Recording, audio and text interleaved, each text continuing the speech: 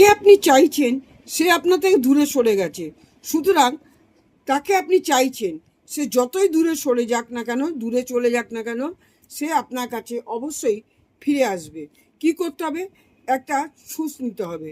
একটা ছুঁচ নিয়ে কি করবেন, এবারে একটা কাগজের মধ্যে যাকে আপনি চাইছেন তার নামটা এরমভাবে একটা কাগজের মধ্যে নীল কালি দিয়ে লিখবেন, নাম আর পদবী সহ লিখবেন।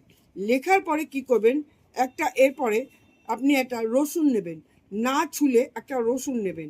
এইভাবে রসুনটা নিয়ে এবারে এবারে এটাকে রসুনটা নিয়ে আপনি এটা মুখটা এরম করে বন্ধ করবেন।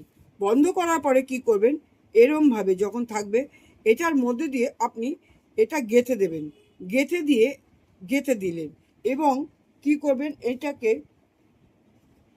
এটাকে এরম একটা গ্লাসের মধ্যে বা কাচের গ্লাসের মধ্যে আপনি রেখে দেবেন। রেখে দেওয়ার পরে কোনো ফার্নিচার, কাঠের ফার্নিচারের ওপর আপনি এরমভাবে রেখে দেবেন, উল্টে রেখে দেবেন। আর মনোবাসনা কিন্তু বারবার করবেন যেন তার নাম ধরে সে যেন অবশ্যই ফিরে আসে। এবং প্রকৃত মনোবাসনাটা যদি ঠিকঠাক করতে পারেন তবে কিন্তু কাজটি হবে। এইভাবে রেখে দেবেন। মনোবাসনাটা আপনাকে কি করে বলতে হবে, আমার প্রচুর ভিডিও দেখে আপনারা জানেন। আপনার যেই ব্যাপারটা সেটা আপনি বলবেন। এইভাবে রেখে দেবেন 7 দিন।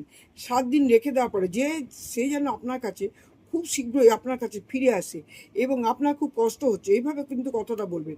রেখে দিলেন। রেখে দেওয়ার পর কি করবেন, এবারে এটা আপনি 7 দিন রাখলেন। এই ফার্নিচারে কিন্তু কেউ যেন সে এঁটো ফেটো না লাগায়, রাখলেন।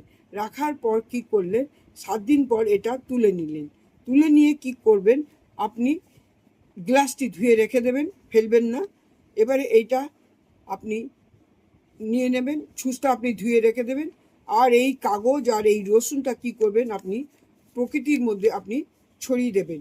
দুদিকে দুটো ছড়িয়ে দেবেন। দুদিকে দুটো ছড়িয়ে দেওয়ার ফলে আপনি এটা ইউনিভার্সকে দিয়ে দিলেন। কোনো নর্দমা বা নোংরা জলে ফেলবেন না। ইউনিভার্স আপনার কথা অবশ্যই শুনবেন এবং সেই সময়ও বলবেন, হে ইউনিভার্স, যেন আমার মনের মানুষ যার নাম লিখেছি সে যেন আমার কাছে ফিরে আসে। কাগজটাকে উড়িয়ে দেবেন আর রসুনটাকে কোনো পুকুর টুকুরে ফেলে দেবেন। এই দুটি কাজ করবেন, মনের লোক আপনার অবশ্যই ফিরে আসবে।